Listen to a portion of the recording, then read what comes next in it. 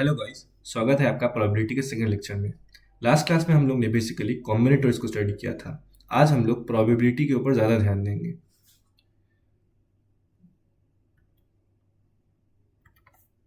Last class में जैसे कि हमने बात की थी, प्रोबेबिलिटी में हम लोग रैंडम एक्सपेरिमेंट्स के ऊपर बात करते हैं। रैंडम एक्सपेरिमेंट्स ऐसे एक्शंस होते हैं जिनके एग्जैक्ट जितने भी पॉसिबल आउटकम्स होते हैं वो सब के सब हमें पता होते हैं, बट उनमें से कौन एग्जैक्टली एक बार जब हम उसे परफॉर्म करेंगे, जैसे कि हम लोग एक ट्रायल भी कहते हैं, उसमें कौन सा अपीयर होगा, कौन सा आउटकम आएगा, इसे हम नहीं प्रेडिक्ट कर सकते हैं।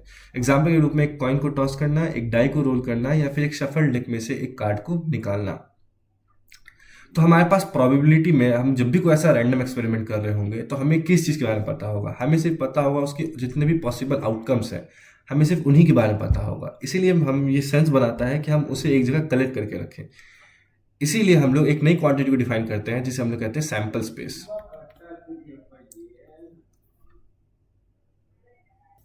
एक सैंपल स्पेस बेसिकली जितने भी एक रैंडम एक्सपेरिमेंट के पॉसिबल आउटकम्स होते हैं उसका एक सेट होता है। एग्जाम्पल के रूप में अगर हम लोग कॉइन ले और उसे दो बार टॉस करें, एग्जाम्पल के रूप में हम दो कॉइन्स लेते हैं और उनको टॉस करते हैं, कॉइन नंबर 1 और कॉइन नंबर 2। हम किसी भी कॉइन पे हेड को आने को कैपिटल एच से डिनोट कर सकते हैं, और उसी पर अगर हमारे पास उसकी जगह पे टेल्स आ जा रहा है तो हम उसे कैपिटल टी से डिनोट कर सकते हैं। ये डिस्टिंग्विश करने के लिए कि कौन से पहले कॉइन पे आया, कौन से बाद वाले कॉइन पे आया है, हम पहले वाले कॉइन की जो आउटकम है उसे हमेशा पहले लिखेंगे और बाद वाले कॉइन पे जो आउटकम आ रहा है वो हमेशा उसे बाद में लिखेंगे। इस ढंग से हम ध्यान से देखेंगे तो हमारे पास कौन कौन से पॉसिबल आउटकम्स हैं। तो पहले वाले पे हेड आ जाए, दूसरे वाले पे भी हेड आ जाए, पहले वाले पे हेड आ जाए, दूसरे वाले पे टेल आ जाए। उसके अलावा पहले वाले के पे टेल, दूसरे वाले पे हेड, पहले वाले पे टेल और दूसरे वाले पे भी टेल आ जाए। इन सभी को हम लोग एक जगह कलेक्ट कर सकते हैं, जैसा कि हम लोग ने यहाँ किया है। यहाँ पे H H, H T, T H और टी टी के द्वारा जिसको कि हम डिनोट कर रहे हैं, और इसी सब का कलेक्शन हमारे यहाँ सैंपल स्पेस हो जाता है। सैंपल स्पेस को हम लोग कैपिटल एस या ओमेगा से डिनोट करते हैं। हम लोग यहाँ पे यूजुअली ओमेगा सिंबल का यूज करेंगे। इसके अलावा हम लोग एक और चीज़ के बारे में बात करेंगे जिसको कि हम लोग कहते हैं इवेंट। हम लोग ने देखा कि एक रैंडम एक्सपेरिमेंट के अंदर में कई सारे रिजल्ट्स पॉसिबल होते हैं, कई सारे आउटकम्स होते हैं, जिनमें कि जितने भी होते हैं वो उसके बारे में हमें पहले से पता होता है। इन सबको जब हम एक जगह कलेक्ट करते हैं तो हम उसे सैंपल स्पेस कहते हैं। बट अगर इनमें से हम सिर्फ कुछ को एक जगह पे कलेक्ट करें तो हम उसे एक इवेंट कहते हैं। अगर हम ध्यान से देखेंगे तो ऐसे कंडीशन में अगर हम एक सैंपल स्पेस में, इसका मतलब हम कह सकते हैं कि हम एक सैंपल स्पेस ले रहे हैं और उनमें से कुछ आउटकम्स को चुन के एक जगह रख ले रहे हैं।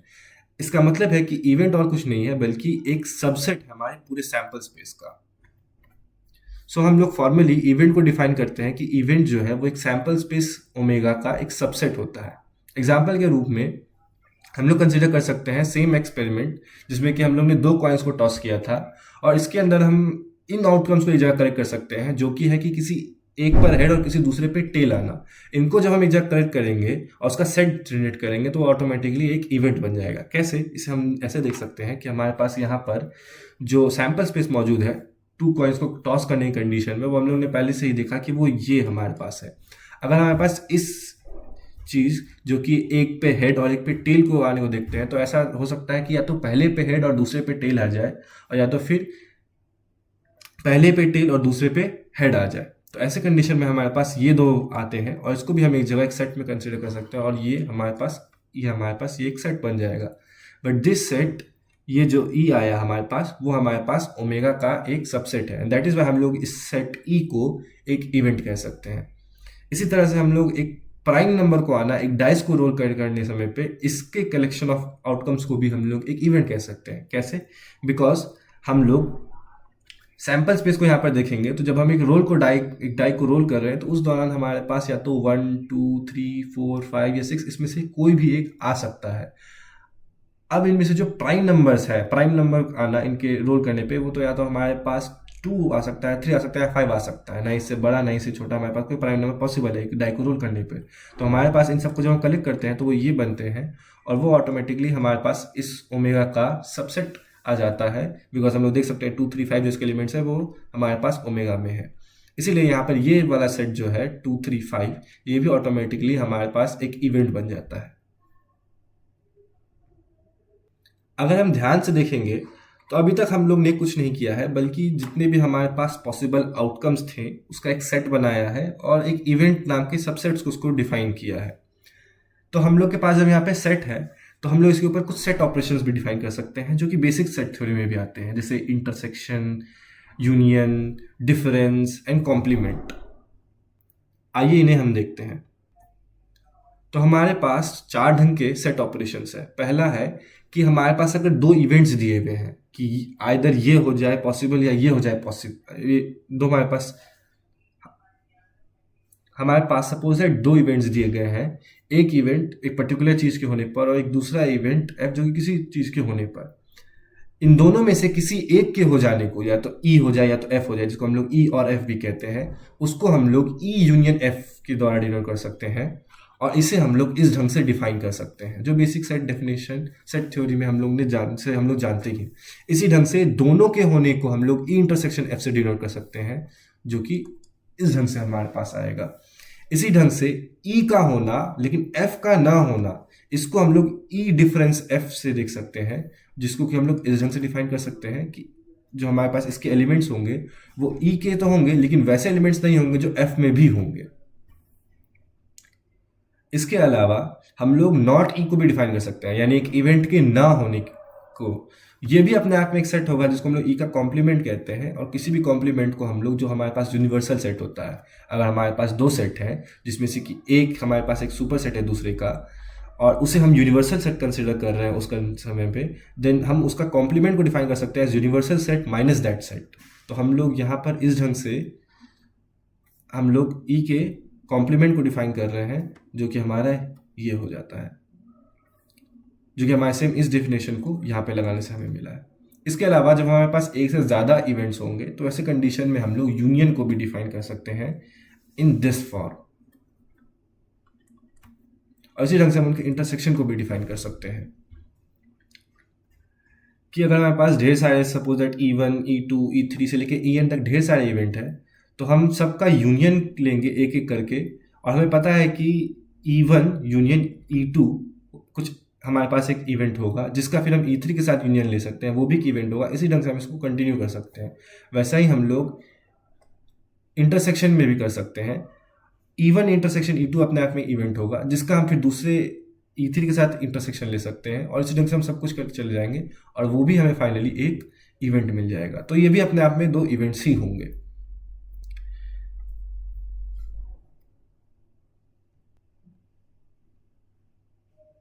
हालांकि अगर हम यहाँ पर ध्यान से देखेंगे तो हमारे पास जो यूनियन और इंटरसेक्शन है वो एक तरह का बाइनरी ऑपरेशन है। Binary operation in the sense कि वो किसी दो इवेंट्स के ऊपर काम करता है और एक नया इवेंट हमको निकाल करके देता है। बट यहाँ पर जब हम लोग ने जैसे डिफाइन किया है, यहाँ पर ये मेक सेंस नहीं करता है कि हम लोग ने सबका यूनियन ले लिया, ऐसा तो हमारे पास डेफिनेशन नहीं है। बट हम लोग आगे देखेंगे कि हमारे पास ये प्रॉपर्टी है कि हम लोग दो से ज़्यादा जब इसका यूनियन लेना स्टार्ट करें, सपोज दैट 3 का यूनियन लेना स्टार्ट करें, तो हम लोग किसी भी दो का पहले ले सकते हैं जो आपस में जस्ट कंसेक्यूटिव होंगे, और उसको सिंप्लीफाई कर सकते हैं और फिर इस प्रोसेस को कंटिन्यू कर सकते हैं। और इससे हमारा आंसर जो आएगा वो हमेशा सेम आएगा, हम चाहे किसी भी तरह से कर सकें। और इसे हम लोग एसोसिएटिव प्रॉपर्टी कहते हैं। ये दोनों प्रॉपर्टी जो हमारे पास यूनियन और इंटरसेक्शन दोनों में होता है, और इसी कारण से इसमें कोई एम्बिग्यूटी नहीं है।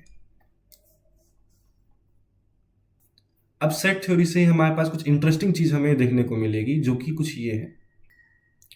पहली बात ये कि अगर हम लोग सैंपल स्पेस का कॉम्प्लीमेंट लेते हैं तो हम सैंपल स्पेस में से सैंपल स्पेस के सभी एलिमेंट्स को रिमूव कर दे रहे हैं, तो हमारे पास क्या बचेगा? हमारे पास सिर्फ एम्प्टी सेट बच जाएगा। इसीलिए हम लोग सैंपल स्पेस के कॉम्प्लीमेंट को फाई लिखते हैं।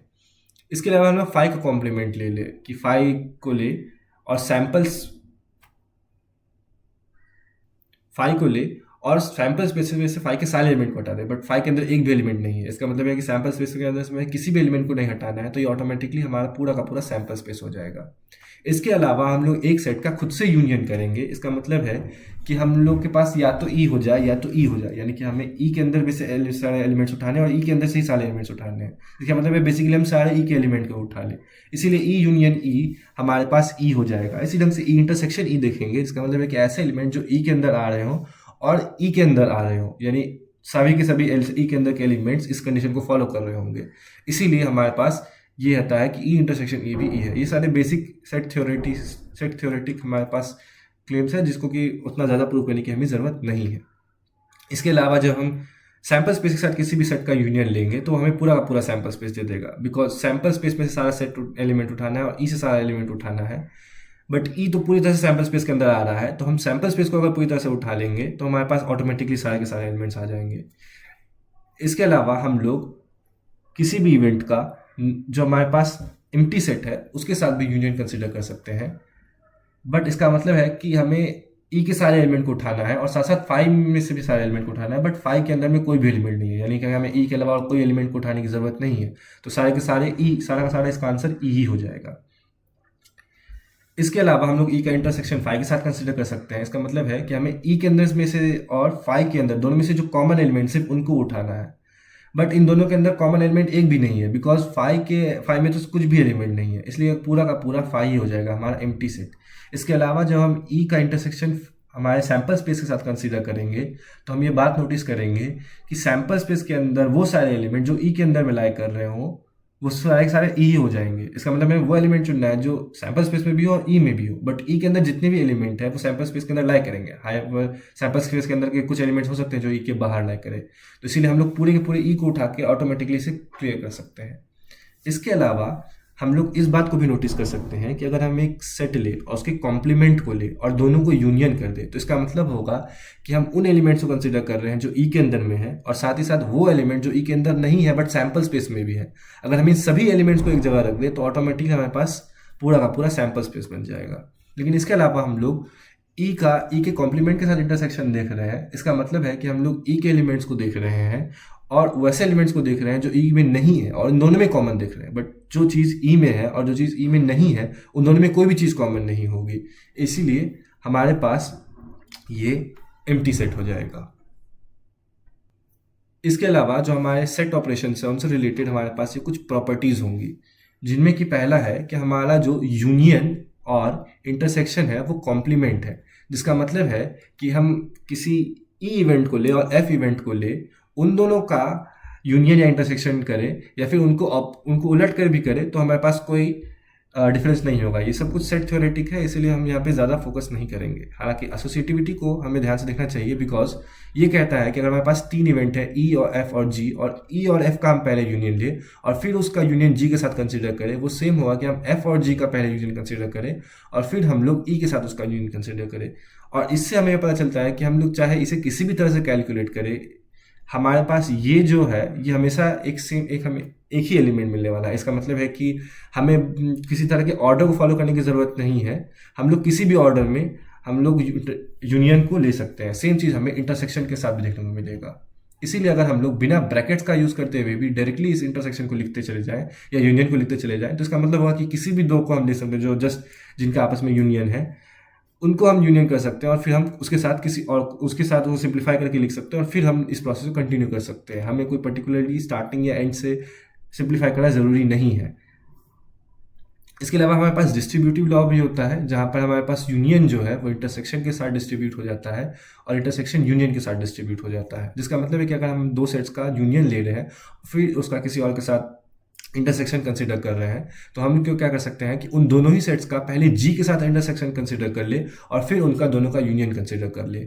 उसी ढंग से हमारे पास ये भी प्रॉपर्टी है कि अगर हमारे पास दो सेट का इंटरसेक्शन है और फिर उसका किसी तीसरे सेट के साथ यूनियन है तो हम पहले उन दोनों ही सेट्स का पहले तीसरे सेट के साथ जो यूनियन होगा उसको कंसिडर कर ले और लास्ट में इन दोनों का ही इंटरसेक्शन ले ले। इसके अलावा हमारे पास डी मॉर्गन्स लॉ भी है जो हमें कहता है कि अगर हम दो सेट्स के यूनियन का कॉम्प्लीमेंट ले तो वो सेम होगा अगर हम दोनों के कॉम्प्लीमेंट्स का इंटरसेक्शन ले ले। इसके अलावा अगर हम दो सेट्स के इंटरसेक्शन का कॉम्प्लीमेंट ले रहे हैं तो वो सेम होगा कि हम उन दोनों के कॉम्प्लीमेंट्स का यूनियन ले। और इसी आइडिया को हम लोग एक्सटेंड भी कर सकते हैं और ज़्यादा सेट्स के लिए, और उससे हम ये भी लिख सकते हैं कि अगर हम यहाँ पे ये जो नोटेशन है वो हम लोग ने देखा कि कई सारे सेट्स के इंटरसेक्शन यूनियन को डिनोट कर रहा है, तो हम लोग कई सारे E1 E2 ऐसे करते हुए En सभी का यूनियन कंसीडर करें और फिर उनका कॉम्प्लीमेंट ले, तो इसका मतलब सेम होगा कि हम उन सब का पहले कॉम्प्लीमेंट ले ले और फिर उन सब का इंटरसेक्शन ले ले। इसी ढंग से अगर हमारे पास ढेर सारे सेट हैं E1 से लेके En तक और उन सब का हम लोग इंटरसेक्शन लेने के बाद फिर उनका कॉम्प्लीमेंट ले, ये सेम होगा कि हम पहले उन सब का कॉम्प्लीमेंट ले ले और फिर उन सब का यूनियन ले ले। तो ये सब बेसिक सेट ऑपरेशन की कुछ प्रॉपर्टीज़ हैं जिनका हमें अपने प्रोबेबिलिटी में ज़रूरत पड़ सकती है। इसके बाद अब हम लोग म्यूचुअली एक्सक्लूसिव इवेंट्स के ऊपर बात करेंगे। म्यूचुअली एक्सक्लूसिव इवेंट्स कैसे होते हैं? ऐसे दो इवेंट्स जो कि एक साथ कभी टेक प्लेस नहीं कर सके, या तो इनमें से ई अगर मान लेते हैं ई और एफ वो दो इवेंट्स हैं, तो या तो ई होगा या तो एफ होगा, ऐसे इवेंट्स को हम लोग म्यूचुअली एक्सक्लूसिव इवेंट कहते हैं। तो इसका मतलब है कि इन दोनों का मैथमेटिकली से ऐसे लिखा जा सकता है कि इन दोनों का इंटरसेक्शन फाई होगा, बिकॉज अगर उनमें कोई भी आउटकम सेम नहीं है, देन वो दोनों में से दोनों एक साथ कभी भी टेक प्लेस नहीं कर सकते, वरना अगर कोई भी एलिमेंट कॉमन होगा तो वो उसके होने पे दोनों एक साथ हो जाएंगे, ऐसा हम लोग कह सकेंगे। सो हमारे पास म्यूचुअली एक्सक्लूसिव इवेंट ई और एफ ऐसे इवेंट्स होते हैं जिनका इंटरसेक्शन हमारे पास फाई होता है। अब पेयर वाइज एक्सक्लूसिव इवेंट्स या फिर पेयर वाइज डिसजॉइंट इवेंट्स क्या होते हैं? तो मान लेते हैं हमारे पास E1 E2 से लेके En तक ढेर सारे इवेंट है, और इनमें से हम कोई दो इवेंट EI और EJ को लेते हैं और उनको देखते हैं कि क्या वो दोनों आपस में म्यूचुअली एक्सक्लूसिव है, यानी कि उनका इंटरसेक्शन फाई है कि नहीं। अगर ऐसा है, हर आई और जे के लिए दोनों आपस में इक्वल नहीं होने चाहिए, दोनों सेम इवेंट नहीं लेंगे, बल्कि हम हमेशा दो अलग अलग इवेंट को कंसिडर करेंगे। तो ऐसे कंडीशन में हम लोग कह सकते हैं कि वो जो हमारे पास जितने भी कलेक्शन ऑफ ये इवेंट्स है, E1 E2 से लेकर EN तक, ये सभी के सभी पेयर वाइज एक्सक्लूसिव इवेंट होंगे या फिर पेयर वाइज डिसजॉइंट इवेंट होंगे।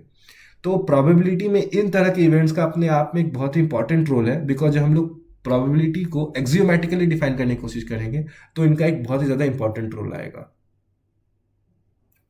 तो अब तक हम लोग ने इस प्रोबेबिलिटी के अंदर में बात किया कि हम किस तरह की चीज़ों के ऊपर बात करेंगे, बट ये जो प्रोबेबिलिटी है ये एग्जैक्टली क्या होती है, इसके ऊपर अब तक हम लोग ने बात ही नहीं की है। तो इसके ऊपर हम लोग कुछ डिस्कशन कर सकते हैं इस तरह से कि अगर हमारे पास ढेर सारे पॉसिबल आउटकम्स हैं और उनके अंदर कुछ इवेंट्स हो सकते हैं, इवेंट बेसिकली उनके अंदर क्या कुछ पर्टिकुलर आउटकम्स का एक कलेक्शन होगा जिसके होने पे हम कह सकते हैं कि अच्छा हाँ ये चीज़ हुई है।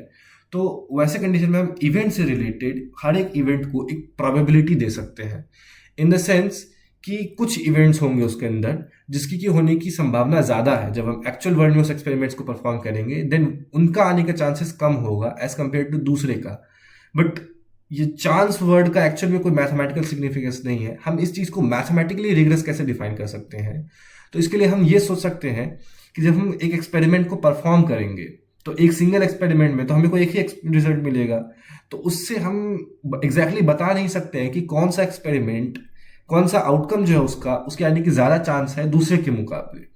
तो हमें एक एक्सपेरिमेंट इसके लिए हमारे पास सफिशिएंट नहीं होगा इसको एक बार इसके ट्रायल को परफॉर्म करना, बल्कि हमें ढेर सारे ट्रायल्स को परफॉर्म करना होगा। और जब हम ढेर सारे ट्रायल्स को परफॉर्म करेंगे तो जिस भी चीज़ का ज़्यादा चांस होगा वो ज़्यादा बार अपीयर होगा। तो अगर हम इस चीज़ को ध्यान में रखेंगे तो हम इस चीज़ को मेजर करने के लिए कि कौन से हमारे पास आउटकम का, कौन से इवेंट का ज़्यादा प्रोबेबिलिटी है, ज़्यादा आने के चांसेस है, हम उसे देख सकते हैं कि जो भी हमारे पास ढेर सारे ट्रायल्स को परफॉर्म करने के बाद जो सबसे ज़्यादा बार अपीयर होगा उसको हम लोग कह सकते हैं। बट इन सब को आपस में कंपेयर करने के लिए हमारे पास हमारे सेंस बनता है कि हम एक चीज़ को डिफाइन करें, इसे मैथमेटिकली किसी ढंग से डिफाइन करें, बिकॉज हमारे पास कुछ नंबर्स आ गए हैं। तो इसे हम एग्जैक्टली कैसे कर सकते हैं?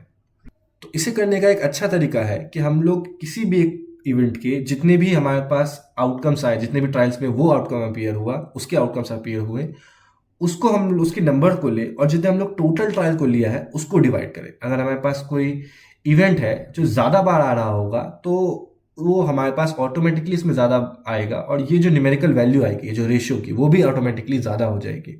तो इससे जब हम हर एक इवेंट के लिए इसको कैलकुलेट कर लेंगे तो हम लोग के पास एक न्यूमेरिकल मेजर होगा जिसको हम कंपेयर करके देख सकते हैं कि हाँ किसकी होने की ज़्यादा चांसेस है एक्सपेरिमेंटली। एक और बात, अगर हम सिर्फ एक या दो बार एक्सपेरिमेंट को परफॉर्म करें तो कई बार हमारे पास कई सारे ऐसे इवेंट्स होंगे जिनका एक भी बार हमें आउटकम नहीं मिल रहा होगा। या हो सकता है कि सपोज दैट हम एक डाइस ले लें और उसे बार बार रोल कर रहे हैं और हम देखना चाहते हैं कि सपोज दैट 3 आने के क्या चांसेस हैं।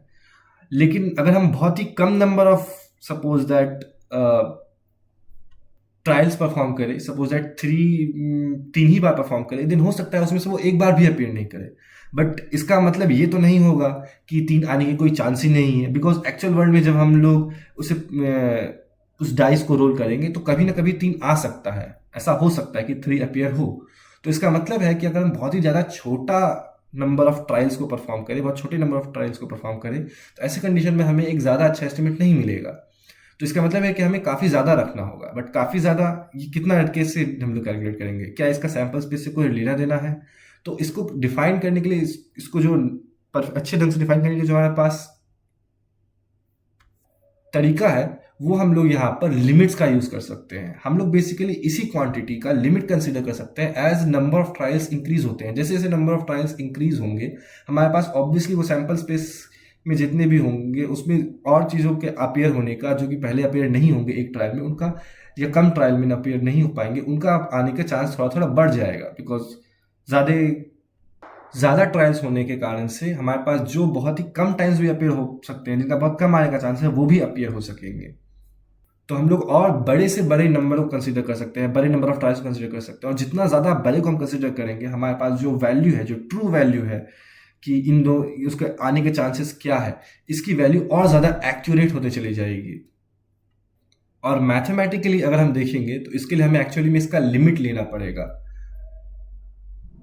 बिकॉज किसी भी फाइनाइट नंबर ऑफ टाइम्स को करने के को हम लोग परफेक्ट नहीं कह सकते हैं,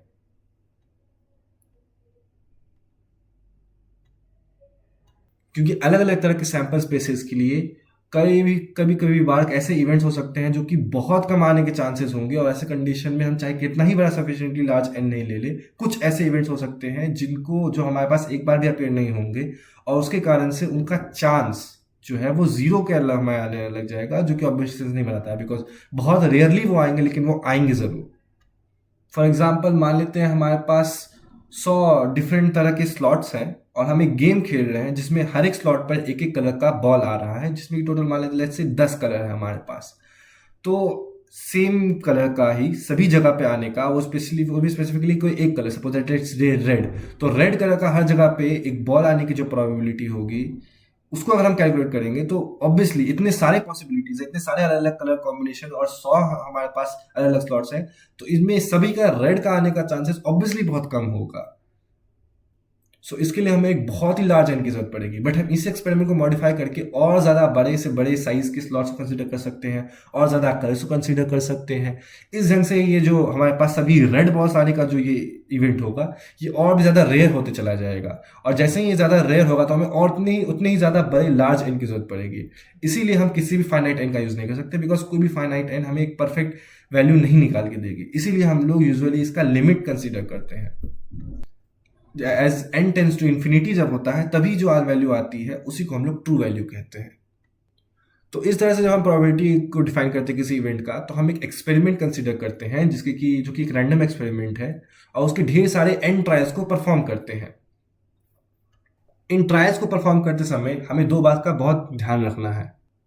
पहली बात तो ये कि सारे के सारे ट्रायल्स को हमें सेम कंडीशन के परफॉर्म करना है, ऑब्वियसली, बिकॉज अगर कुछ एक्सपेरिमेंट्स हो सकते हैं जिनके अंदर ऐसी चीज़ें होंगी जिसमें हमें एक कंडीशन के अंदर में किसी एक चीज़ की प्रोबेबिलिटी ज़्यादा हो सकती है, किसी एक चीज़ के आने के चांसेस बढ़ जाएंगे, जबकि दूसरे के घट जाएंगे। जो हम अलग अलग जगह परफॉर्म करेंगे तो ये हमारे पास किसी जगह पे कुछ और वैल्यूज़ आ रही होंगी और किसी जगह पे कुछ और वैल्यूज़ आ रही होंगी, जो कि परफेक्ट नहीं है। तो हमें पहले बात तो ये ध्यान रखना है कि सबके सभी जो एक ही जैसे कंडीशन में एग्जैक्टली परफॉर्म हो रहे हो, और दूसरा बात, एक ट्रायल दूसरे को अफेक्ट नहीं कर रहा हो। बिकॉज अगर एक बार एक ट्रायल दूसरे को अफेक्ट कर दे रहा होगा, सो उस कंडीशन में प्रोबेबिलिटी को डिफाइन करना बहुत ज़्यादा डिफिकल्ट हो जाएगा, क्योंकि हमें हर बार उसके बाद अगले वाले का क्या इफेक्ट पड़ रहा है इसे ध्यान देना पड़ेगा, इसका केयर करना पड़ेगा। तो मान लेते हैं इन दोनों कंडीशंस को हम लोग ध्यान रखते हुए कि हम लोग सेम कंडीशन के अंदर में हर एक ट्रायल को परफॉर्म कर रहे हैं, और एक ट्रायल दूसरे को बिल्कुल किसी भी तरह से इफेक्ट नहीं कर रहा है। इस ढंग से हम लोग ढेर सारे, लेट्स से कोई capital N number of trials को परफॉर्म करते हैं।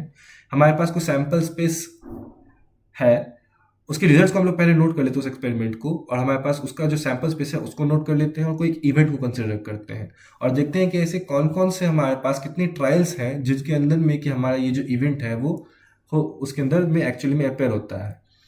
तो ऐसे इसको हम लोग इसको हम लोग स्मॉल एन से डिनोट कर लेते हैं, that small any number of events, any number of trials के अंदर में हमारे पास जो इवेंट है वो ई अकर हुआ होगा। तो ऐसे कंडीशन में हम लोग इस रेशियो को इस रेशियो को कंसिडर कर सकते हैं, और ऑब्वियसली हमारे पास ई का ये जो नंबर है, ये ऑब्वियसली या तो जीरो हो तक एट मिनिमम जा सकता है, और max to max capital N जा सकता है। हमारे पास ये जो नंबर है या तो जीरो जा सकता है तो कैपिटल एन तक जा सकता है, और इसका मतलब जब हम इसका रेशियो कंसीडर करेंगे कैपिटल एन के को डिवाइड करने के कारण से, तो वो 0 से 1 के बीच में आएगा। और जब हम इसका लिमिट कंसीडर कर, इसके कैपिटल एन को बड़ा करते चले जाएंगे, तो ऐसे कंडीशन में हम इसका एक लिमिट कंसीडर कर सकते हैं। तो जो इसकी लिमिट आती है उसी को हम लोग इसका प्रोबेबिलिटी डिफाइन करते हैं।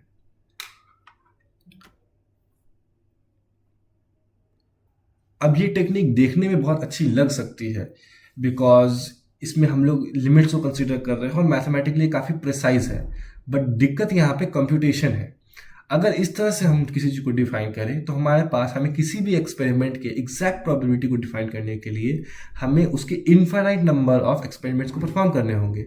बट ये तो टेक्निकली कभी पॉसिबल ही नहीं है। प्रैक्टिकल वर्ल्ड में किसी भी एक्सपेरिमेंट के इनफाइनाइट ट्रायल्स को करना सिर्फ और सिर्फ उसकी प्रोबेबिलिटी को डिफाइन करने के लिए ये बहुत ही ज़्यादा कॉम्प्लिकेटेड हो जाएगी। तो इस तरह से प्रोबेबिलिटी को डिफाइन करना ठीक है, ये एक्सपेरिमेंटली इसको कैलकुलेट करने के लिए अच्छा है। हम बहुत बड़े बड़े लार्ज एन कंसिडर कर सकते हैं और उससे हमें कुछ ना कुछ इससे एस्टिमेट मिल जाएगा। बट हमें दो तीन चीज़ों का ध्यान रखना पड़ेगा। पहली बात तो ये एक्सपेरिमेंटली जब हम इस तरह से प्रोबेबिलिटी को डिफाइन कर रहे हैं तो हम लोग कंप्यूटेशनली कभी इसे परफेक्टली कैलकुलेट ही नहीं कर सकते हैं।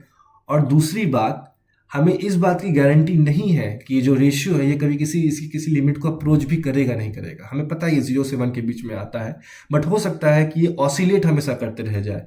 लेट्स से 1/2 और 1/3 पे इसकी वैल्यूज बार बार इसके आसपास आते चले जाए और इनमें से कोई भी लिमिट कोई अप्रोच ही नहीं कर पाए, तो ऐसे कंडीशन में भी प्रोबेबिलिटी हमें एग्जैक्ट कैलकुलेट करना डिफिकल्ट हो जाएगा। और ये जो सीक्वेंसेस है इसके बारे में भी, ये जो हमारे पास जो ढेर सारे इसका एक सीक्वेंस जनरेट होगा जिसके ऊपर क्या हम लिमिट कंसिडर कर रहे हैं, वो सीक्वेंस के लिए भी जो हमें इनफाइनाइट एक्सपेरिमेंट करने होंगे उसे भी हम लोग नहीं कर सकते हैं। इसीलिए ये एक्सपेरिमेंटल प्रोबेबिलिटी देखने में बहुत अच्छा लग सकता है बट प्रैक्टिकल बिल्कुल भी नहीं है।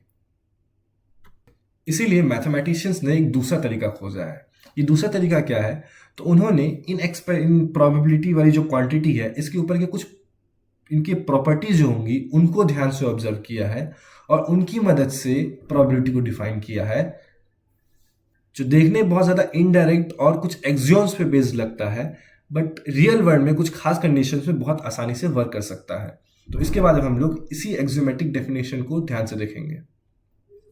तो एक्सियोमेटिकली प्रोबेबिलिटी को जब डिफाइन किया जाता है तो उसके लिए हम लोग एक फंक्शन को कंसिडर करते हैं जिसे हम लोग नाम देते हैं कैपिटल पी। ये एक मैपिंग होता है जो कि power set of our sample space के ऊपर वर्क करता है। ये इसका डोमेन होता है और ये जो है हमें 0 से 1 के बीच का एक रियल नंबर देता है। सो हम लोग जब एक्सियोमेटिकली प्रोबेबिलिटी को डिफाइन करते हैं तो उसके अंदर हमारा सबसे पहला स्टेप होता है एक फंक्शन पी को डिफाइन करना।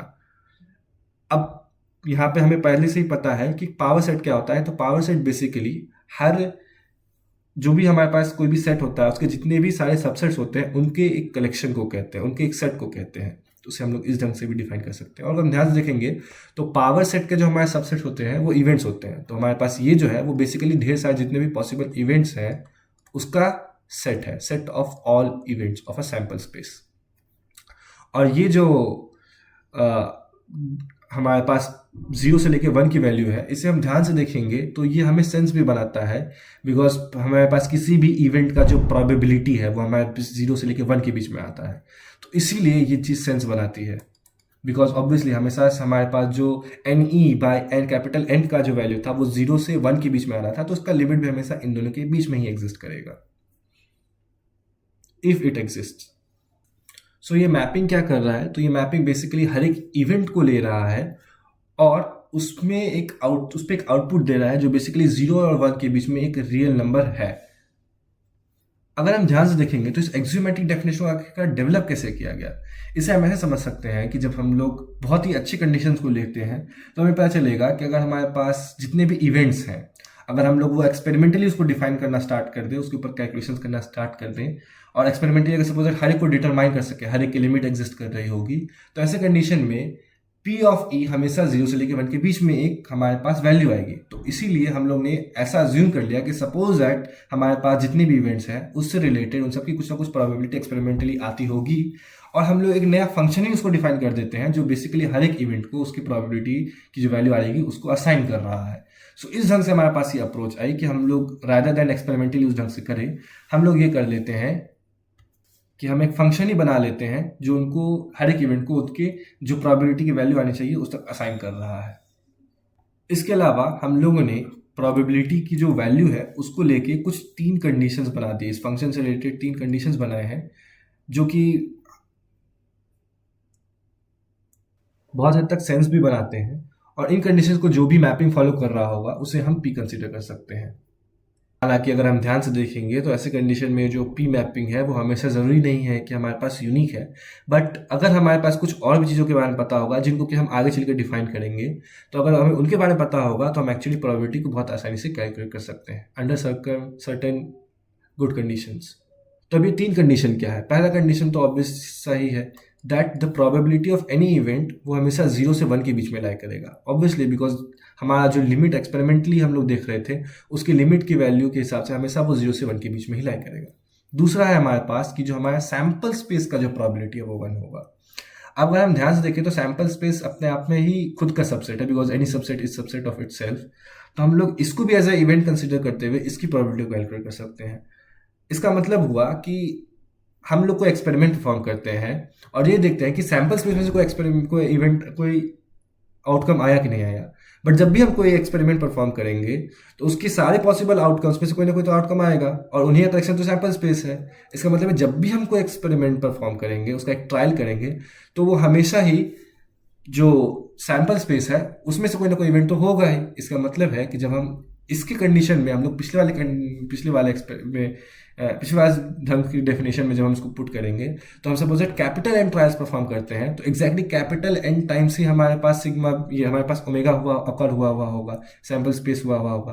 तो जब हम उसका रेशियो लेंगे तो हमेशा 1 आएगा, और उसका हम कैसा भी लिमिट ले ले हमेशा 1 1 1 1 1, तो हमेशा 1 को ही अप्रोच कर रहा है। सो इसका लिमिट 1 ही होगा, and that is why sense बनाता है कि हम इसको एग्जैक्टली इसी ढंग से डिफाइन करें। अब हमारा तीसरा वाला जो कंडीशन है वो देखने में काफ़ी कॉम्प्लिकेटेड लग सकता है, बट हम इसे भी आसानी से समझ सकते हैं। हम लोग ने यहाँ पे एक सीक्वेंस कंसीडर किया गया है जहाँ पे हमारे पास पेयर वाइज एक्सक्लूसिव इवेंट्स है। हमें याद होगा कि पेयर वाइज एक्सक्लूसिव इवेंट्स कौन से इवेंट्स थे? तो ऐसे इवेंट्स जिसके के अंदर में कोई भी दो, ऐसे इस सीक्वेंस के अंदर के हम दो भी इवेंट को कंसीडर कर सकते हैं, और उसके अंदर के कोई भी दो अगर हम कंसीडर करते हैं जो कि डिफरेंट है आपस में से, तो उनका इंटरसेक्शन हमेशा फाई होगा, जिसको कि हम लोग ने यहाँ पे लिखा भी है कि हर नॉन इक्वल आई जे के लिए, और आई और जे नेचुरल नंबर्स के अंदर बिलोंग कर रहा होगा। तो ऐसे कंडीशन में यहाँ पर तो हम लोग ने एक इनफाइनाइट सीक्वेंस कंसीडर किया है, बट हम लोग फाइनाइट को भी फिलहाल कंसीडर कर सकते हैं, और उनमें से आपस में जब भी उनका इंटरसेक्शन फाई होगा तो उसे हम लोग पेयर वाइज एक्सक्लूसिव इवेंट कहते हैं। तो ऐसे इवेंट्स के जब हम लोग यूनियन को कंसीडर करेंगे, उसकी जो प्रोबेबिलिटी होगी वो उन सब के इंडिविजुअल प्रोबेबिलिटी का सम होगा।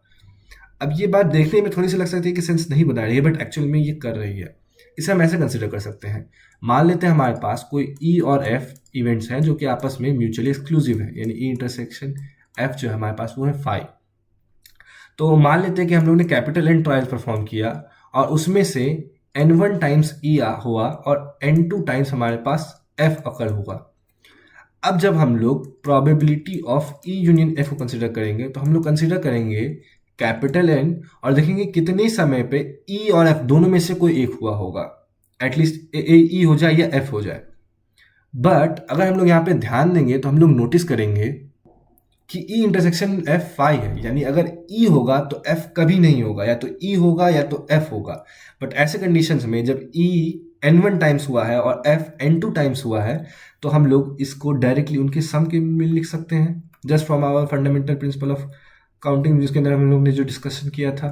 तो इसका मतलब है कि ये इसमें कन्वर्ट हो जाएगा, बट ये क्वांटिटी और कुछ नहीं पी ई होगी और ये होगी पी एफ, अगर हम लोग लिमिट को भी पर्टिकुलरली कंसीडर कर लेते हैं और ये सब आपस में आते हैं। तो इसीलिए ये मेक सेंस करता है कि हमारे पास अगर म्यूचुअली एक्सक्लूसिव इवेंट्स होंगे तो उनके यूनियन को हम डायरेक्टली उनके इंडिविजुअल प्रोबेबिलिटीज का सम कह सकते हैं, और दैट इज वाई हम लोग ने यहाँ पर इस चीज़ को कंसिडर किया है कि अगर हमारे पास ऐसे mutually pair wise mutually exclusive events होंगे, तो इनका जो यूनियन होगा उसका जो प्रोबेबिलिटी होगा वो उनके इंडिविजुअल प्रोबेबिलिटीज़ का डायरेक्टली सम हो जाएगा। बल्कि हम लोग ने यहाँ पर सिर्फ कुछ नहीं बल्कि इनफाइनाइट हम लोग ने यहाँ पे इवेंट्स को कंसिडर किया है।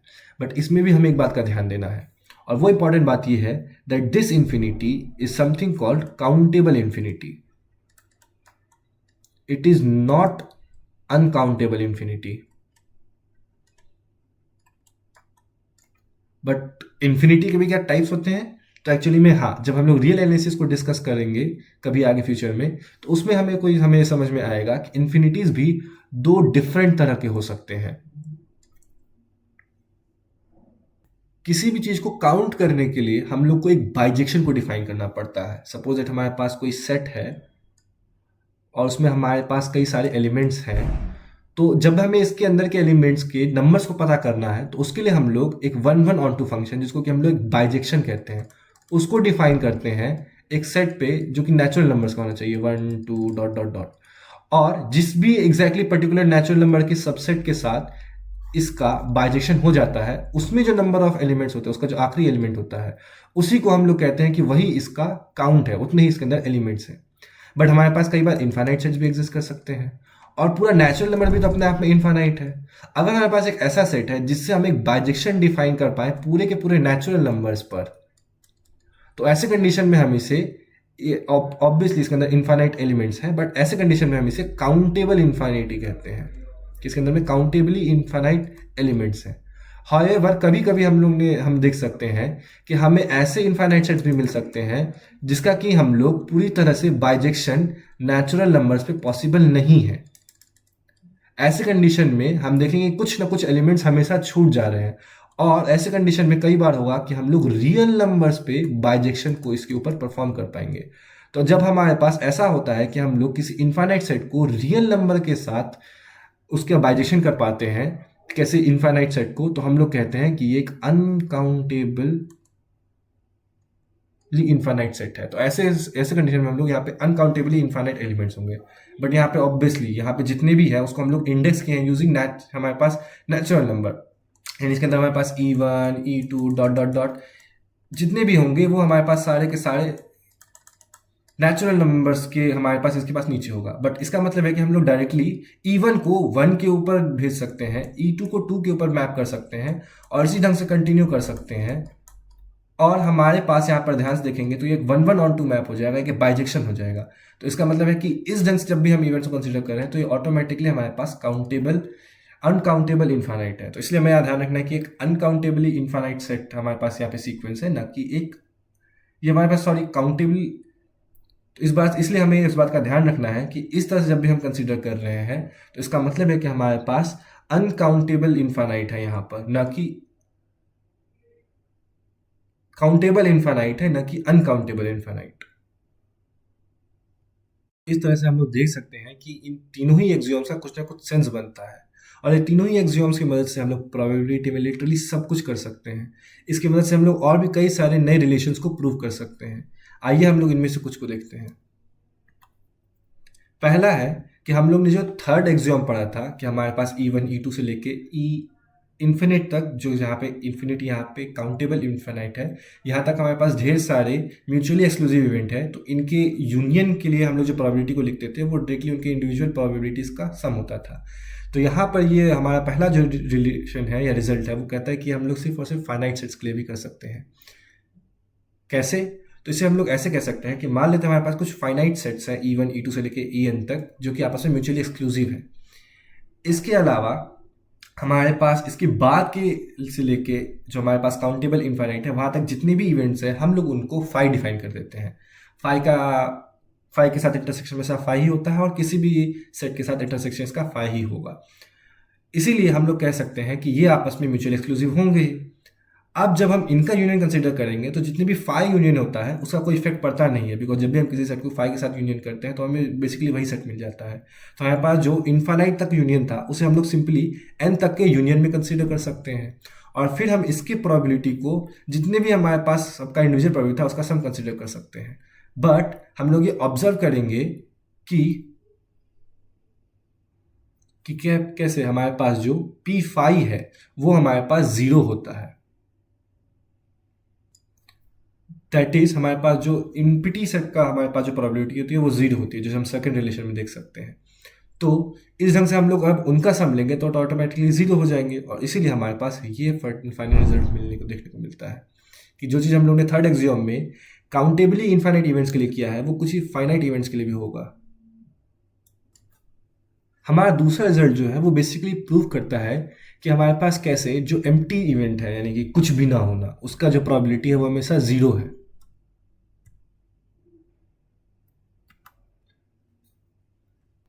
एक्चुअली में ये मेक सेंस भी करती है, बिकॉज जब भी हम कोई ट्रायल परफॉर्म करेंगे तो कोई ना कोई इवेंट तो होगा ही। कोई भी इवेंट ना हो इसकी प्रोबेबिलिटी जीरो है, कुछ ना कुछ तो हमारे पास आउटकम जरूर आएगा ही। तो इसे हम लोग इस ढंग से देख सकते हैं कि हम लोग जानते हैं कि जो सैंपल स्पेस की प्रोबेबिलिटी है वो तो 1 होती है, बट इस सैंपल स्पेस की प्रोबेबिलिटी में जो सैंपल स्पेस है उसको हम लोग सैंपल स्पेस और एम्प्टी सेट का यूनियन लिख सकते हैं। और अगर हम इन दोनों का इंटरसेक्शन कंसिडर करेंगे तो ऑब्वियसली फाई के साथ इंटरसेक्शन हमेशा हमारा फाई ही हो जाएगा। तो इसीलिए ये दोनों आपस में म्यूचुअली एक्सक्लूसिव है। तो जब हम इन दोनों का यूनियन कंसिडर कर रहे हैं तो हम लोग इसको डायरेक्टली इन दोनों के सम के फॉर्म में लिख सकते हैं। और इनमें से हम लोग जानते हैं कि हमारे पास जो पी ओमेगा है वो हमारे पास 1 होता है, जस्ट फ्रॉम दिस फैक्ट जो कि हम लोग ने सेकेंड एक्सियोम में देखा था। तो इसका मतलब है कि हमारे पास 1 प्लस पी फाई के बराबर आ जाएगा। दैट मीन्स पी फाई को हमें 0 होना पड़ेगा। तो इस तरह से हम लोग देख सकते हैं कि कैसे हमारे पास जो एम्प्टी इवेंट है यानी कि कुछ भी ना होना, वो हमेशा उसकी प्रोबेबिलिटी 0 होती है। हमारा तीसरा रिलेशन भी काफ़ी इंटरेस्टिंग है, जो हमें बताता है कि अगर हमारे पास कोई इवेंट है तो हमारे पास उसका एक कॉम्प्लीमेंट इवेंट भी होगा कि ई का ना होना। तो वो जो इवेंट होगा और हमारे पास जो एक इवेंट ई है, उन दोनों के प्रोबेबिलिटीज़ के बीच में क्या रिलेशन होगा। हम लोग फिर से पी ओमेगा से स्टार्ट कर सकते हैं, सैंपल स्पेस की प्रोबेबिलिटी जो कि 1 होती है, बट सैंपल स्पेस को हम लोग ई और ई कॉम्प्लीमेंट का यूनियन कह सकते हैं, बिकॉज ई के अंदर जितने एलिमेंट्स थे उनको हम लोग ने यहाँ पे कंसीडर किया, और ई के अंदर जितने एलिमेंट्स नहीं थे एस के अंदर में थे उन सबको हम लोग ने कंसीडर किया। उन सबको एक जगह ले लेंगे तो हमें ऑटोमेटिकली हमें पूरा का पूरा सैंपल स्पेस मिल जाएगा। तो इन दोनों का यूनियन हमें सैंपल स्पेस देता है, जैसा कि हम लोग डिस्कस भी किया था। बट अगर हम इन दोनों का इंटरसेक्शन कंसीडर करें तो हम लोग ने पहले ही देखा था कि इन दोनों का इंटरसेक्शन 5 होता है, जो कि ऐसा एलिमेंट जो कि ई में भी और ई में ना भी हो, ऐसा कोई एलिमेंट एग्जिस्ट नहीं कर सकता है। तो वो हमारे पास 5 होगा इन दोनों का intersection, and that is why these are mutually exclusive. तो हम इनके प्रोबेबिलिटीज़ को डायरेक्टली इनके इंडिविजुअल प्रोबेबिलिटीज़ का सम लिख सकते हैं और वो हमारे पास इस ढंग से आ जाएगा। तो इसका मतलब है कि हमारे पास किसी भी इवेंट और उसके कॉम्प्लीमेंट्री इवेंट, जिसको कि हम लोग कहते हैं नॉट ई होना, उन दोनों का सम जो है हमेशा 1 होगा। और इस ढंग से हम लोग हमेशा ई बार के प्रोबेबिलिटी को कैलकुलेट कर सकते हैं, यानी नॉट ई की जो प्रोबेबिलिटी होती है ई एक इवेंट के कॉम्प्लीमेंट्री का, वो 1 minus the probability of that event होती है। तो ये सब कुछ बेसिक आर्ग्यूमेंट्स तो हो ही गए, बट हम लोग इससे आगे बढ़ सकते हैं। हम लोग ने देखा कि हम लोग दो सेट के यूनियन के प्रोबेबिलिटीज़ को उनकी इंडिविजुअल प्रोबेबिलिटीज़ के फॉर्म में कैलकुलेशन कर सकते हैं जब वो दोनों म्यूचुअली एक्सक्लूसिव हों, बट जिसका मतलब है कि उनका इंटरसेक्शन 5 हो। बट हमेशा ज़रूरी नहीं है कि दो इवेंट्स के बीच में हमेशा ऐसा होगा, हमारे पास कई सारे ऐसे इवेंट्स आ सकते हैं जिसको कि आपस में म्यूचुअली एक्सक्लूसिव नहीं होंगे। तो वैसे कंडीशन में भी हम लोग इन्हीं तीनों एक्सियोम्स का यूज़ करते हुए कैलकुलेट कर सकते हैं कि वैसे कंडीशन में हम लोग प्रोबेबिलिटी को का क्या रिलेशन आएगा, अगर हम लोग उन दोनों इवेंट्स के इंडिविजुअल प्रोबेबिलिटी तक उन्हें डिकम्पोज करने की कोशिश करेंगे, उनके सम के फॉर्म में लिखने की कोशिश करेंगे। जब हम ऐसा करते हैं तो हमें ये रिलेशन देखने को मिलता है।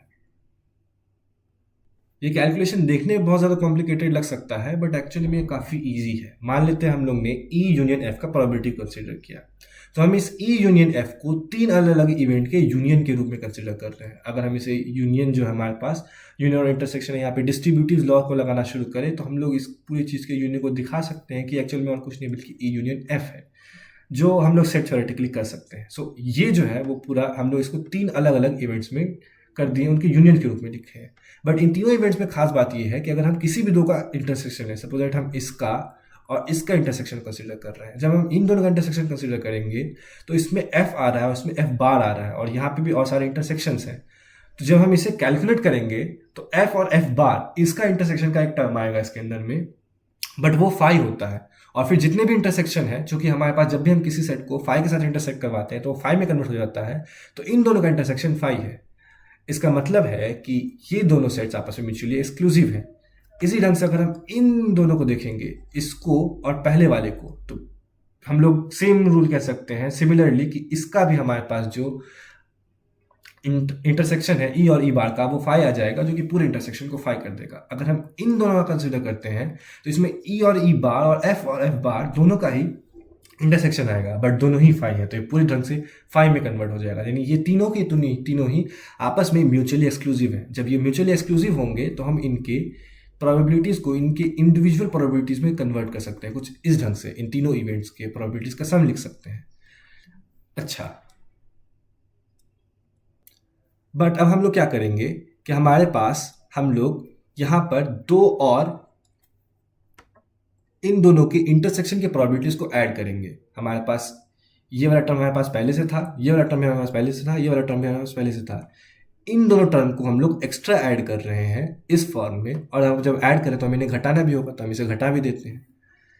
अच्छा, हम इन दोनों इवेंट्स के ऊपर कंसीडर कर सकते हैं। हम ध्यान से देखेंगे तो फिर से जैसा कि हम लोगों ने स्टार्टिंग में आर्ग्यूमेंट दिया था कि ये और ये आपस में म्यूचुअली एक्सक्लूसिव है, और ये वाला सेट भी आपस में म्यूचुअली एक्सक्लूसिव है। अगर हम ध्यान से देखेंगे तो यहाँ पे भी अंदर में एग्जैक्टली वही सेट्स हैं, और इसीलिए हम लोग इन दोनों को म्यूचुअली एक्सक्लूसिव कंसीडर कर सकते हैं। इसका मतलब है कि हम लोग रिवर्स यूज कर सकते हैं। अगर हमारे पास इनकी इंडिविजुअल प्रोबेबिलिटीज का सम आ रहा है तो हम इन दोनों की प्रोबेबिलिटी, इन दोनों के यूनियन के प्रोबेबिलिटी में लिख सकते हैं, और उसी को हम लोग ने यहाँ पे कंसीडर किया है। बाकी हमारे पास जो टर्म बचता है, जो ये वाला टर्म है, और हमारे पास सब्ट्रैक्शन ऑफ 2 ये है, तो हम देखेंगे तो वो इंटरसेक्शन ही है, तो ये दोनों घट के बस एक negative of probability of intersection में कन्वर्ट हो जाएगा।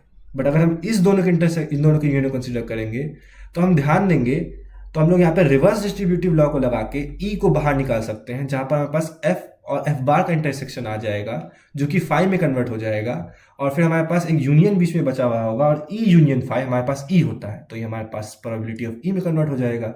सेम चीज़ इधर भी होगी, और यहाँ पे भी हम लोग इसको सेट थ्योरेटिकली सिंप्लीफाई करने की कोशिश करेंगे ऑपरेशंस के रूल की मदद से, उनकी प्रॉपर्टीज़ की मदद से, तो हमें देखने को मिलेगा कि वो पी एफ में कन्वर्ट हो जा रही है। तो इस ढंग से हमारे पास उनका प्रोबेबिलिटीज़ का एक्सप्रेशन आ जाएगा। अगर हम ध्यान से देखेंगे तो ये हमें बता रहा है कि जब हम ई यूनियन एफ की प्रोबेबिलिटी कंसीडर करते हैं तो उसके हम लोग ई की प्रोबेबिलिटी और एफ की प्रोबेबिलिटी को जोड़ सकते हैं, बट हमें यहाँ पर ई इंटरसेक्शन एफ को उसमें से उसकी प्रोबेबिलिटी को घटाना होगा। और ध्यान से देखेंगे तो ये जो जनरलाइजेशन है ये एक्चुअली में बहुत सेंस बनाता है। ये बस ये बता रहा है कि ई इंटरसेक्शन एफ जो है, जब भी हम ई और एफ दोनों की प्रोबेबिलिटी को सम करते हैं तो हम लोग ई इंटरसेक्शन एफ जो है इसकी प्रोबेबिलिटी को ओवर काउंट कर लेते हैं, और हम इसको घटा दें तो हम लोग डायरेक्टली ई यूनियन एफ को तक जा सकते हैं। और जब हमारे पास म्यूचुअली एक्सक्लूसिव इवेंट्स थे, यानी ई इंटरसेक्शन एफ जो था वो हमारे पास फाई था, तो ऑटोमेटिकली ये वाला टर्म जो है वो हमारे पास पी ऑफ फाई में कन्वर्ट हो जाएगा, बट वो जीरो होता है। तो इस जब ये म्यूचुअली एक्सक्लूसिव कंडीशन होगा तब भी अपने ट्रू होगा, बिकॉज तब हम लोग को पहले से ही पता है कि इसको हम लोग इन दोनों के सम के रूप में लिख सकेंगे। तो ये एक्चुअली में सेंस बनाता है, और ये एक जनरलाइजेशन है हमारे ओरिजिनल फॉर्मूले का, जो हम लोग ने थर्ड एक्सियोम में देखा था। बट अब हम लोग इसी को 3 अलग अलग सेट के यूनियन के ऊपर भी, 3 अलग अलग इवेंट्स के यूनियन पे भी जनरलाइज कर सकते हैं। जब हमारे पास 3 अलग सेट इवेंट्स के यूनियन दिए हुए रहेंगे तो हम लोग पहले किसी 2 के यूनियन कंसिडर कर सकते हैं।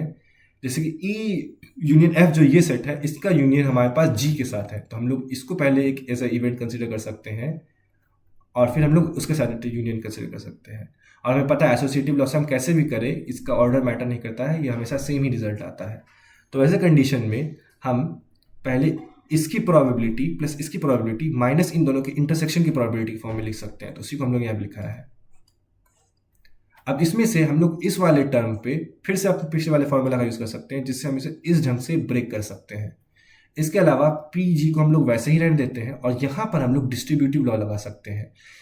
इस कंडीशन में हम लोग पहले इसके साथ इसका इंटरसेक्शन और इसके साथ इसका इंटरसेक्शन ले लेंगे, और फिर उसका यूनियन कंसीडर कर सकते हैं। तो ये हमारे पास कुछ इस फॉर्म में कन्वर्ट हो जाएगा। बट फिर से हमारे पास यहाँ पे 2 सेट्स के यूनियन की प्रोबेबिलिटी है, बट इस पर हम फिर से दोबारा अपने पहले वाला फॉर्मूला को कंसीडर कर सकते हैं, जिसमें का मतलब हुआ कि हम लोग पहले इसकी प्रोबेबिलिटी फिर इसकी प्रोबेबिलिटी को कंसीडर कर सकते हैं, और फिर इन दोनों के इंटरसेक्शन की प्रोबेबिलिटी को घटा देंगे।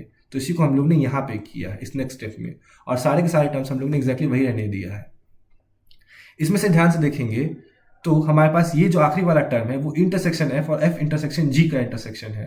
तो अगर हम यहाँ पे सेट थ्योरेटिकली सब कुछ को देखने की कोशिश करेंगे, इसको सिंप्लीफाई करेंगे, तो हमें पता चलेगा ये कुछ नहीं बल्कि ई इंटरसेक्शन एफ इंटरसेक्शन जी हो जाएगा। और यहाँ पे नेगेटिव जो साइन है उसको अंदर डिस्ट्रीब्यूट करते हैं तो हमें फाइनली ये एक्सप्रेशन देखने को मिलेगा। दैट मीन्स हमें जो 3 इवेंट्स के यूनियन का जो प्रोबेबिलिटी होगा हम उसे इस ढंग से कैलकुलेट कर सकते हैं। पहले तीनों की इंडिविजुअल प्रोबेबिलिटी को जोड़ेंगे, फिर उनमें से तीनों के इंटरसेक्शंस को आपस में घटाएंगे, बट देन हम लोग ने यहाँ पर जो ई इंटरसेक्शन एफ इंटरसेक्शन जी है इसको मिस कर दिया होगा, तो हम लोग उसको फाइनली ऐड कर देंगे। इस चीज़ को हम आगे चल के 4, 5 उन सब के लिए डिफाइन कर सकते हैं, तो आगे जनरलाइज भी किया जा सकता है, वो भी पॉसिबल है। अब हम एक और चीज़ को ध्यान से देखेंगे। अगर हमारे पास दो सेट्स हैं जिसमें से दो इवेंट्स हैं जिसमें से एक इवेंट दूसरे का सबसेट है, इन दैट कंडीशन हम लोग क्या कह सकते हैं दोनों की प्रोबेबिलिटीज के बारे में। तो हम लोग मान लेते हैं हमारे पास दो इवेंट्स हैं ई और एफ, जिसमें से ई जो है वो हमारा एफ का एक सबसेट है। तो हम एक खास सेट को देख सकते हैं, ई बार इंटरसेक्शन एफ। अगर हम ध्यान से देखेंगे तो और कुछ नहीं बल्कि एफ माइनस ई होगी। अगर हम इसे सेट थ्योरी में ध्यान से देखेंगे तो वहाँ पे इसे प्रूव किया जा सकता है, बट अभी फिलहाल हम लोग इसे ऐसे ही रहने देते हैं। अगर हम इस सेट को कंसिडर करें तो वो क्या होगा। बेसिकली अगर हम ध्यान से देखेंगे तो हमारे पास ये एफ सेट है और उसके अंदर हमारा ई सेट है। हम लोगों ने एफ सेट में से ई को हटा दिया है, तो हमारे पास ये रीजन बचा हुआ है वो हमारे पास आ गया है। तो हम लोग ये कह रहे हैं कि सबसे पहले हम इसका ई के साथ यूनियन लेके देखते हैं। ऑब्वियसली यहाँ पे डायग्राम में से क्लियर है कि जब इन दोनों का यूनियन लेंगे तो हमें पूरा का पूरा एफ सेट मिलेगा, बट इसे हम सेट थ्योरेटिकली भी देख सकते हैं। जब हमारे पास यहाँ पे हम लोग दो सेट का इंटरसेक्शन लिया फिर उस पर यूनियन लिया है, तो हम इसे डिस्ट्रीब्यूट कर सकते हैं। हम लोग पहले इन दोनों का यूनियन फिर इन दोनों का यूनियन ले सकते हैं और उनका इंटरसेक्शन कंसिडर कर सकते हैं। ई और ई बार का यूनियन हमारे पास पूरा सैम्पल स्पेस दे देगा और ई और एफ का यूनियन हमको, चूंकि f इसका सबसेट है तो वो हमें पूरा का पूरा f दे देगा, तो ये हमारा f हो जाएगा। इसीलिए यहाँ पे हमारे पास s इंटरसेक्शन f हो जाएगा। बट जब भी हम किसी सेट को सैम्पल स्पेस के साथ इंटरसेक्ट करते हैं तो हमारे पास पूरा का पूरा f दे देता है, वही सेट दे देता है, तो यहाँ पे हमारे पास f मिल जाएगा। तो इस ढंग से हम लोग देख सकते हैं कि ये दोनों ही यूनियन होके हमको f दे देते हैं। दूसरा बात, अगर हम इन दोनों का इंटरसेक्शन कंसिडर करेंगे तो इन दोनों का जो इंटरसेक्शन है वो और कुछ नहीं है बल्कि वो फाई होगा। कैसे? अगर हमारे पास यहाँ पे तीन चीज़ों का इंटरसेक्शन है तो हम एसोसिएटिव लॉ का यूज़ करते हुए पहले इन दोनों का हम लोग इंटरसेक्शन कंसिडर कर सकते हैं और फिर उसका एफ से इंटरसेक्शन कंसिडर करेंगे। तो इसका मतलब है कि हम लोग ई और ई बार का इंटरसेक्शन कंसिडर करेंगे, बट हम जानते हैं कि वो फाई है, तो वो फाई इंटरसेक्शन एफ में कन्वर्ट हो जाएगा। But then phi intersection F किसी भी सेट का जब हम फाई के साथ इंटरसेक्शन लेते हैं तो फाई ही होता है, तो ये फाई में कन्वर्ट हो जाएगा। इसका मतलब है कि ये दोनों इवेंट्स आपस में म्यूचुअली एक्सक्लूसिव है। बट देन हम लोग यहाँ पे काम कर सकते हैं कि अगर हम इन दोनों की यूनियन की प्रोबेबिलिटी को कंसिडर करेंगे तो वो इन दोनों का इंडिविजुअल प्रोबेबिलिटी का सम होगा। कि अगर हम लोग ई और ई बार इंटरसेक्शन एफ इन दोनों की यूनियन की प्रोबेबिलिटी कंसिडर कर रहे हैं तो वो इन दोनों की इंडिविजुअल प्रोबेबिलिटी का सम हो जाएगा। बट ये हम लोग ने देखा कि इसका जो इन दोनों ही सेट्स का जो यूनियन है वो हमारे पास एफ है, तो प्रोबेबिलिटी ऑफ एफ में कन्वर्ट हो जाएगा। सो प्रोबेबिलिटी ऑफ एफ को हम लोग इन दोनों की प्रोबेबिलिटी के सम के रूप में लिख सकते हैं। बट हम पी ई को इधर साइड भेज देंगे तो हमारे पास ये जो क्वांटिटी बचेगी वो हम जानते हैं कि वो हमेशा ग्रेटर देन इक्वल टू 0 होगी, बिकॉज हमेशा कोई भी प्रोबेबिलिटी 0 से 1 के बीच में ही लाई करती है। तो इसका मतलब है कि ये जो क्वांटिटी है इसे भी हम ग्रेटर देन इक्वल टू 0 कह सकते हैं, और जब हम पी ई को दोनों साइड ऐड करेंगे तो हमें ये क्वांटिटी मिलेगी। इसका अगर हम ध्यान से देखें तो इसका मतलब है कि अगर हमारे पास ई एक इवेंट है जो एक एफ इवेंट का सबसेट है, देन ई इवेंट की जो प्रोबेबिलिटी है वो एफ इवेंट से हमेशा उसके कम होगी या उसके बराबर ही होगी। सो ये भी हमारे पास एक बहुत ही इंटरेस्टिंग रिजल्ट है। तो हम लोग ने प्रोबेबिलिटी के जितने भी एक्सियोम्स हैं उनका यूज़ किया है और उससे कई सारे रिजल्ट्स को डिराइव किया है। बट अगर हम ध्यान देंगे तो अभी तक हमारे पास जो प्रोबेबिलिटी को हम लोगों ने जिस तरह से डिफाइन किया है एक फंक्शन के रूप में, उस कंडीशन को सेटिस्फाई करने वाला अगर हम ध्यान से देखेंगे तो हमारे पास सिर्फ एक ही फंक्शन नहीं होगा बल्कि हमारे पास ढेर सारे से फंक्शन होंगे।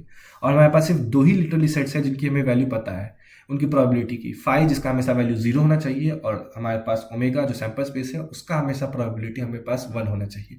इसके अलावा हम लोग और किसी के ऊपर श्योर नहीं है। और एक्चुअली में हम लोग ये देख सकते हैं कि हमारे पास ढेर सारे हम लोग प्रोबेबिलिटी के ढेर सारे फंक्शंस को डिफाइन कर सकते हैं। तो जितना भी हम लोग ने कैलकुलेशन किया है ये कभी भी प्रोबेबिलिटी को अभी तक ये सब कुछ किसी भी इवेंट के प्रोबेबिलिटी को डिटरमाइन करने के लिए सफिशिएंट नहीं है। इसको करने के लिए हम लोग कुछ ऐसी चीज़ को डिफाइन करेंगे जो कि हम लोग रियल वर्ल्ड में बहुत ईजिली एक्सपेक्ट कर सकते हैं और उसके कंडीशन में हम लोग प्रोबेबिलिटी को कैलकुलेट कर सकते हैं। तो हम लोग पहले उस चीज़ को डिफाइन करते हैं। हम लोग डिफाइन करते हैं इक्वली लाइकली सैंपल पॉइंट्स। मान लेते हैं हमारे पास कोई सैंपल स्पेस है, उसके अंदर कोई दो अलग अलग आउटकम्स हैं जिसको कि हम लोग एक्स और वाई से डिनोट करते हैं उसके एलिमेंट्स को। देन इन दोनों की सिर्फ होने की जो इवेंट होगा जिसको कि हम एक element set containing only x और सेट कंटेनिंग ओनली वाई कह सकते हैं। इन दोनों इवेंट्स की अगर प्रोबेबिलिटी इक्वल होती है तो ऐसे दो हम लोग सैंपल पॉइंट्स को कहते हैं equally likely sample point. Sample point क्या होता है? तो सैंपल पॉइंट बेसिकली हमारे पास जितने भी आउटकम्स होते हैं उनको हम लोग सैंपल पॉइंट ही कहते हैं। तो ये होते हैं हमारे इक्वली लाइकली सैंपल पॉइंट्स। अब हमारे पास बहुत सारे ऐसे कंडीशंस आएंगे जहां पर हम जब ध्यान से देखेंगे तो हमें पता चलेगा ऐसे बहुत सारे इवेंट्स होंगे, मतलब एक सैंपल स्पेस के अंदर ऐसे बहुत सारे आउटकम्स होंगे जिनकी जो प्रोबेबिलिटी है वो हमेशा आपस में इक्वल होगी। इसे हम लोग बाइस कह सकते हैं। हमारे पास कुछ खास चीज़ों का जूम करेंगे तो हम लोग देखेंगे कि हाँ, दोनों की प्रोबेबिलिटी आपस में इक्वल हो सकती है। फॉर एग्जांपल हम कंसिडर करते हैं एक कॉइन। अगर हम एक कॉइन को टॉस कर रहे हैं तो हम लोग यह ज्यूम करते हैं कि उसमें जितना चांस हमारे पास हेड को आने का है उतना ही टेल को आने का है, बिकॉज दोनों वही आपस में कुछ हद तक सिमेट्रिकल है। तो इस हिसाब से दोनों में से किसी कोई भी एक प्रेफर्ड नहीं होना चाहिए, किसी भी एक की ज़्यादा प्रोबेबिलिटी नहीं होनी चाहिए, तो दोनों की इक्वल प्रोबेबिलिटी होनी चाहिए। तो इस ढंग से हम लोग देख सकते हैं कि हमारे आसपास जो ढेर सारे रैंडम एक्सपेरिमेंट्स हो रहे हैं उनमें कई बार हमारे पास इक्वली लाइकली सैंपल पॉइंट्स हो सकते हैं, और वैसे कंडीशंस में एक्चुअली हम लोग प्रोबेबिलिटी डिफाइन कर सकते हैं। मान लेते हैं हमारे पास कोई सैंपल स्पेस है जो फाइनाइट है, यानी उसके अंदर जो नंबर ऑफ पॉसिबल आउटकम्स है वो इनफाइनाइट नहीं है, बल्कि हमारे पास फाइनाइट नंबर ऑफ आउटकम्स है। तो ऐसे कंडीशन में हम लोग ऐसे एक फाइनाइट सैंपल स्पेस हम लोग ओमेगा को कंसिडर कर सकते हैं। Finite sample space omega consider कर सकते हैं और मान लेते हैं कि उसके नंबर ऑफ एलिमेंट्स को हम लोग कैपिटल एन मान लेते हैं, और मान लेते हैं उसके अंदर जितने भी सारे सैंपल पॉइंट्स हैं वो आपस में इक्वली लाइकली है। ऐसे कंडीशन में हर एक का जो प्रोबेबिलिटी होगी उसके वैल्यू को अगर हम लोग एक्स मान लें तो x plus dot dot dot in सभी वैल्यूज का जो टोटल सम होगा वो हमें 1 देना चाहिए। बिकॉज हम लोग कह सकते हैं ऑब्वियसली एक इवेंट का टेक प्लेस करना और दूसरे इवेंट का टेक प्लेस करना सिंगल में, इन दोनों का इंटरसेक्शन हमेशा फाई होगा। अगर ये दोनों आपस में सेम नहीं है, दोनों कुछ और अगर है डिस्टिंक्ट है, तो इन दोनों का इंटरसेक्शन हमेशा फाई होगा। तो ये सभी का अगर हम प्रोबेबिलिटी को ध्यान से देखेंगे तो इन सभी की प्रोबेबिलिटीज का सम को, चूंकि आपस में म्यूचुअल एक्सक्लूसिव है, उनके सबके यूनियन के रूप में कंसिडर कर सकते हैं। बट उन सबका जो यूनियन होगा वो और कुछ नहीं है बल्कि हमारा पूरा का पूरा सैंपल स्पेस हो जाएगा और उसकी प्रोबेबिलिटी 1 होती है। एंड दैट इज वाई इन सब का सम जो है वो 1 हो जाएगा। बट इन सब का सम अगर ये इक्वली लाइकली थे तो इन सबका प्रोबेबिलिटी इक्वल था, जिसको हम लोग कैपिटल एन टाइम एक्स लिख सकते हैं, बिकॉज इसके अंदर कैपिटल एन इतने इवेंट्स है तो कैपिटल इतने इतने बार एक्स यहाँ पे सम हुआ होगा। इसका मतलब है कि जो एक्स की वैल्यू होगी वो 1/n होगी, और यहाँ पर अभी तक हम लोग ने एक्स को क्या कंसिडर किया है, तो किसी एक इवेंट के होने की प्रोबेबिलिटी को। तो इन सब के मदद से हम लोग कह सकते हैं कि मान लेते हैं हमारे पास जो सैंपल स्पेस है उसके अंदर का हम कोई सैंपल पॉइंट एक्स चुन लेते हैं, तो जब हम उसके इवेंट का उसके होने के इवेंट की प्रोबेबिलिटी कैलकुलेट करेंगे तो वो 1/कैपिटल एन आएगा। इस ढंग से हम लोग कह सकते हैं जब हमारे पास ये इक्वली लाइकली होने के एक कंडीशन होगा तो उस कंडीशन में हम लोग काफ़ी आसानी से प्रोबेबिलिटी को कैलकुलेट कर सकते हैं। अब इसी को, जिसको हम लोग ने एक सिंगल आउटकम वाले जो इवेंट्स को लिया है, उसी को हम लोग इससे ज़्यादा आउटकम्स वाले पे भी जनरलाइज कर सकते हैं कुछ इस तरह से। मान लेते हैं हमारे पास कोई इवेंट है इसी सेम कंडीशन में कि हमारे पास एक फाइनाइट सैंपल स्पेस है, उसके जितने भी सैंपल पॉइंट्स हैं सबके सब इक्वली लाइकली है। देन ऐसे कंडीशन में हम लोग एक इवेंट कंसिडर कर सकते हैं जो x1 x2 से लेके xn तक के ढेर सारे सिंगल आउटकम से बना हुआ है, इसके अंदर ये सारे एलिमेंट्स हैं। अगर ऐसा है तो हम लोग लिख सकते हैं कि जो e के अंदर टोटल नंबर ऑफ एलिमेंट्स है वो स्मॉल n है। तो ऐसे कंडीशन में जो प्रोबेबिलिटी ऑफ इवेंट e होगा उसको हम इन सब का यूनियन कंसिडर कर सकते हैं, इन सब का इंडिविजुअल जो हम लोग सबसेट्स बनाएंगे, एक एक एलिमेंट कंसिस्ट करने वाले सबसेट्स, उनके यूनियन के रूप में उनके यूनियन कह सकते हैं इस इवेंट ई को। बट अगर हम ध्यान देंगे तो इनमें से कोई भी आपस में इसका जो इंटरसेक्शन होगा वो फाई होगा, दोनों में से कोई भी एक साथ नहीं हो सकता, इधर एक ही होगा ना। तो इसका मतलब है कि इन सब को हम लोग इन सब के इंडिविजुअल प्रोबेबिलिटीज़ के सम के रूप में लिख सकते हैं। बट हमने देखा कि इंडिविजुअल प्रोबेबिलिटी जो है वो 1/n थी, तो 1/n को ही बार बार हम समेशन करेंगे n बार, चूंकि e के अंदर हमारे पास टोटल n एलिमेंट्स थे। तो इसका मतलब है कि हम इसे small n by capital n लिख सकते हैं, जिसमें कि स्मॉल n डिनोट करता है कि इस इवेंट के अंदर कितने सैंपल पॉइंट्स हैं और कैपिटल n डिनोट करता है कि हमारे पास सैंपल स्पेस में कितने सैंपल पॉइंट्स हैं। इसका मतलब है कि अगर हमारे पास कोई हम लोग रैंडम एक्सपेरिमेंट परफॉर्म करते हैं जिसके अंदर फाइनाइटली मैनी हमारे पास सैंपल पॉइंट्स है, सैंपल पॉइंट्स यानी आउटकम्स, और इसके अंदर हम कोई इवेंट देखते हैं जिसके अंदर हमारे पास लेट्स से n उसके अंदर एलिमेंट्स है, n सैंपल पॉइंट्स है, देन उस इवेंट की होने की जो प्रोबेबिलिटी है वो हमारे पास सिंपली इन दोनों का रेशियो, इन दोनों के जो नंबर ऑफ एलिमेंट्स है उनका रेशियो हो जाएगा। तो इस तरह से हम लोग फाइनली प्रोबेबिलिटी को डिफाइन करते हैं कि हम लोग के पास जब इक्वली लाइकली कंडीशन होगा, जो कि हम अपने डेली लाइफ में काफ़ी इजीली एक्सपेक्ट कर सकते हैं कई सारे रैंडम एक्सपेरिमेंट्स के आउटकम्स में, तो वैसे कंडीशन में हम लोग प्रोबेबिलिटी को डिफाइन कर सकते हैं। हमारे तीनों एग्जाम सफिशिएंट नहीं है कि हम लोग डिफाइन कर सके प्रोबेबिलिटी एग्जैक्टली क्या होगी, उसके लिए हमें कुछ और भी चीज़ें पता होनी चाहिए। उनके कारण से हमारा जो प्रोबेबिलिटी फंक्शन है वो यूनिक बनता है। तो आज हम लोग ने पढ़ा कि कैसे रैंडम एक्सपेरिमेंट्स में हम लोग सैंपल पॉइंट्स और इवेंट्स को डिफाइन कर सकते हैं। ये इवेंट जो अपने आप में सेट्स हैं, इनके ऊपर हम सेट ऑपरेशंस को डिफाइन कर सकते हैं, उनकी प्रॉपर्टीज़ को डिफाइन कर सकते हैं।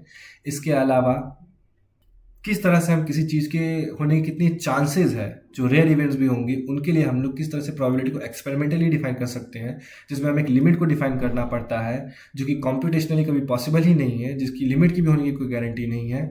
वैसे कंडीशन में हम लोग ने किस तरह से एक्सियोमेटिकली प्रोबेबिलिटी को डिफाइन किया, उसके 3 एक्सियोम्स को देखे जो किस तरह से सेंस बनाते हैं, उससे रिलेटेड कई सारे प्रोबेबिलिटीज़ के और रिलेशन को कैलकुलेट किया, फाइंड आउट किया, और उसके बाद हम लोग ने इक्वली लाइकली सब पॉइंट्स को देखा जो कि हम लोग रियल लाइफ में कई बार एक्सपेक्ट कर सकते हैं, और उसकी मदद से हम लोग कैसे अपनी प्रोबेबिलिटी को कैलकुलेट कर सकते हैं उसको भी देखा। आई होप आपको ये एक्सप्लेनेशन अच्छा लगा होगा। Thank you.